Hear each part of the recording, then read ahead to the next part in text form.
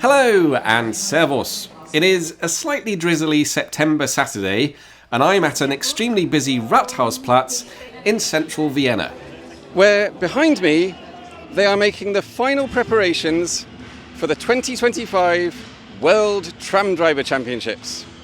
Yes, exactly 1 year ago we were in Frankfurt for the European Championships, which saw a titanic battle between Budapest and Brussels.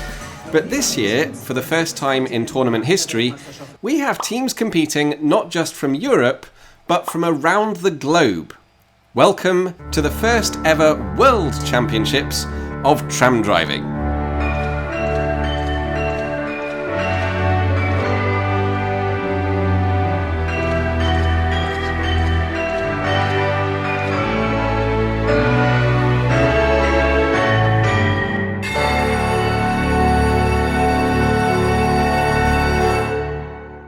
So here we go, 25 teams from 25 countries and 26 cities. The German team has one driver from Leipzig and one from Berlin, while everyone else has just brought two drivers from the same city. But that is one big difference compared to the Euros last year. At the World Championships, the teams are competing for their country as well as their city. Anyway, each team is composed of one male and one female driver, and all of them are trying to complete a course of 8 tram driving challenges in the quickest time possible, while also scoring as many points as possible. And as is traditional, it is the hosts who will get us underway. This is Elisabeth Urbanich from Vienna, representing Austria, and her first challenge is one you may recognise from last year.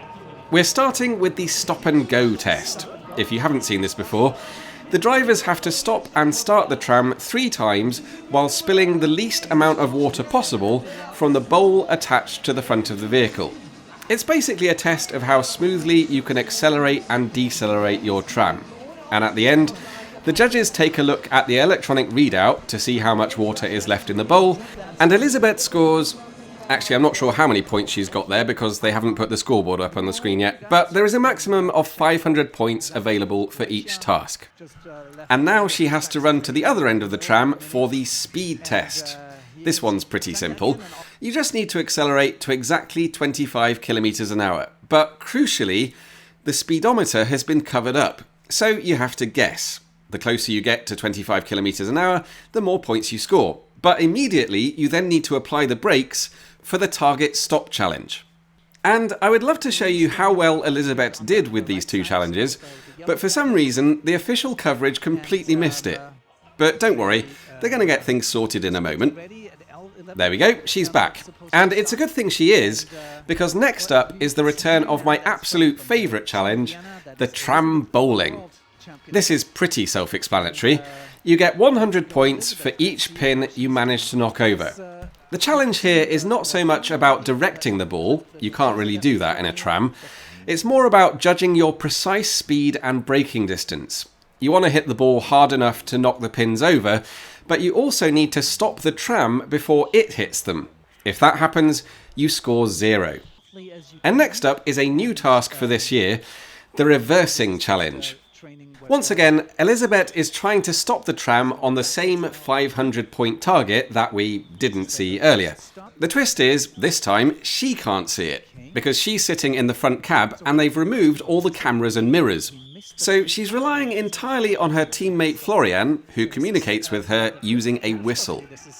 And it looks like they've overshot slightly there, but it's still another 375 points. So now Elisabeth has to quickly jump off the tram and run to a second one facing in the other direction for the final 3 tests. The first of these is the lateral distance challenge. For this one, you need to judge whether you can safely pass a cardboard cutout placed next to the tracks by your teammate. The closer the distance between the tram and the cutout, the more points you get. But any contact between the two, and it is 0 points. And that just leaves us with the precise stopping challenge, where you have to stop the tram with the second doors lining up as closely as possible with an arrow on the ground, and finally what they're calling the tram curling, where you push a trolley down the tracks and try to get it to stop in the target zone. But while it's doing that, you need to jump out of the tram, run to the finishing line and press the red buzzer, because a final 500 points are available depending on how quickly you complete the course. And with the trolley coming to a rest on the 400 point mark, that gives Austria a total of 2,792 from their first run. Difficult to know whether that is a good score or not until another team has completed the run, but that is something we're about to find out. Because next on the tracks are the reigning European champions, Christina and Akos from Budapest. Of course, today they're also representing Hungary, a country that has, shall we say, a bit of history with Austria, so they are going to want to do well here. Now you go to the second part of the run. So this is targeted braking already after she accelerates to that 25 kilometers an hour. But you have a giant ball that's, I think, 1.5 meters in diameter. You can see that. And now it's a stop. That's 400 and somewhere around 50. Now she has to get out of the train and run. You can see running, here she is. She has to stop. I don't know, somewhere around 400. That looks very good. And that is very good. That's 400. Now she accelerates it, and I think we will see them run here. They are running. It is a good run from the reigning champions, as you would expect, but with the trolley unfortunately failing to score any points, it's only good enough for second place behind Austria. And as more and more teams take to the tracks to complete their first runs, Hungary begin to fall down the leaderboard, while Austria's score is beginning to look unbeatable. Unbeatable, that is, unless your name is Dariusz Graj and you're from Poland. And going up to 25 kilometers, you can see that, oh, that's very well. A bit too fast, but not that much. So, hit it a second time. That was well done. She's doing the reverse now. You can hear the whistle again. Ooh, not that bad. You have to believe in your part of this. Ooh, well, that was well done.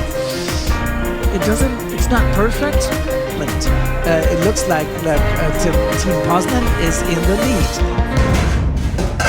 Dariusz has, I think it's fair to say, absolutely smashed it there, and he's put Poland into the lead with a monster 3,144 points. And at this stage, there are still 15 more countries left to complete their first run. But in the end, no one else even comes close, although Norway do manage to edge above Austria into second place.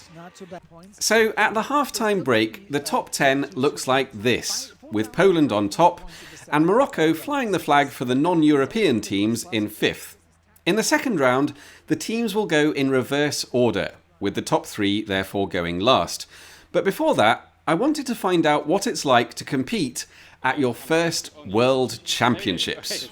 So I'm here with Craig Marr from Melbourne. And this is your first time at the championships? It is, yes.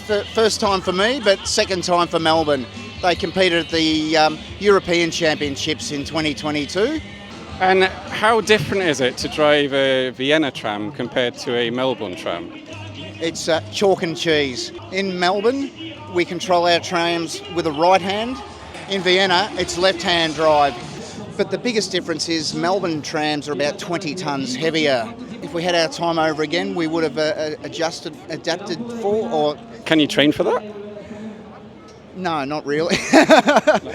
Remove a carriage from a Melbourne tram? No, not at all. So we fell a bit short on a few challenges, but we nailed some of the challenges that we thought were a bit tough as well. And when do you go back to Melbourne? I'm heading back on the 3 p.m. flight to Melbourne tomorrow. Oh, wow.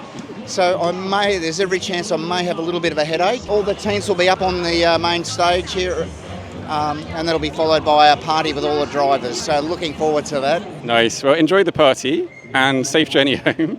And thank you so much. Lovely to meet you. No worries, Tim. Thank you.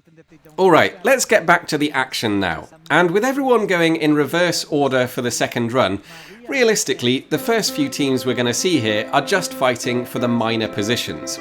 Except Thomas from Leipzig hasn't read that bit of the script.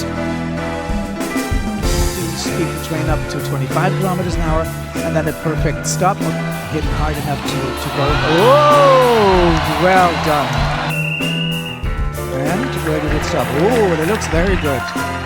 Here is a door. Is it the second one? It is the second one, and that looks like almost 500. Thomas scores an enormous 3,162 points. That's even more than Poland got in round one. And out of nowhere, could Germany suddenly be in the mix here for an incredible comeback victory?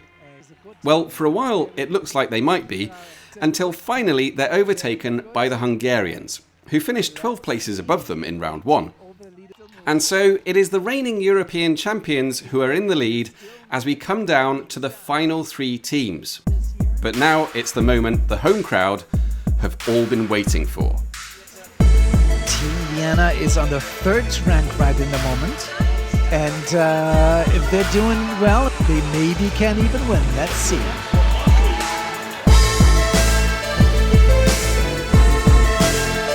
Gaining really big points with the speed limits, but not so many points with the targeted break. Wow! Well done. Perfect.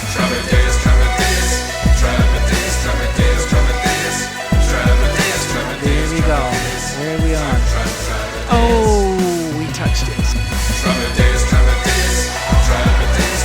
Very, very good. Well done. 356. Austria is first. Austria is first. Austria have taken the lead with just 2 teams left to go, and the crowd here is genuinely going wild. Even the reigning champions have to applaud that performance. And the home supporters are going even wilder a few minutes later when Norway finish their run, and it's only good enough for second. It's second rank in the moment. Second rank in the moment, and they cannot win anymore. And so it all comes down to the final run. And it all comes down to Monica from Poznan. With the championships on the line here, literally, she needs a minimum of 2,456. It's doable, but it's not going to be easy. The train is driving 25 kilometers an hour. It's 26, quite well. Oh, and a bit early break. This is getting so tight, but she's making it tight here. Well, that was good. That was good. 400 points here. Can you see that pace? How focused he is? Whoa, not too bad. Not too bad. But there's still 3 challenges to go. What's going to happen here? So, okay, they're too far away. Too far away, no points. Here's the joint. Here's the second door. Oh, no. There they are. Come and run. And the race is over. The race is over, and we still have to wait. The tension is unbearable. Remember, the trolley is still trundling towards the target, and it could be worth up to 500 extra points. But is that going to be enough? And it stops too early, I would say. That should be the second rank. That should be the second rank for them. It's the second rank. And Austria is the first champion. Congratulations to the hosts. It was a wonderful tournament. And you are the winner. Worthy winners. That is absolutely incredible. The first World Tram Champion of the world. That is fantastic. So a huge congratulations to Austria, the first ever world champions of tram driving. And for Vienna, it's a second trophy in 3 years after winning the Euros in 2023. Now, if you'd like to go to next year's championships, they will be held in Warsaw, Poland, and that will be a European Championships again, while the next World Championships will be the year after that, and they will be held in Melbourne, Australia. So time to start saving for some plane tickets, or in my case, time to start dropping some subtle hints to attract an appropriate sponsor. Don't worry, it won't change anything for you, the viewers. You'll barely notice me doing it.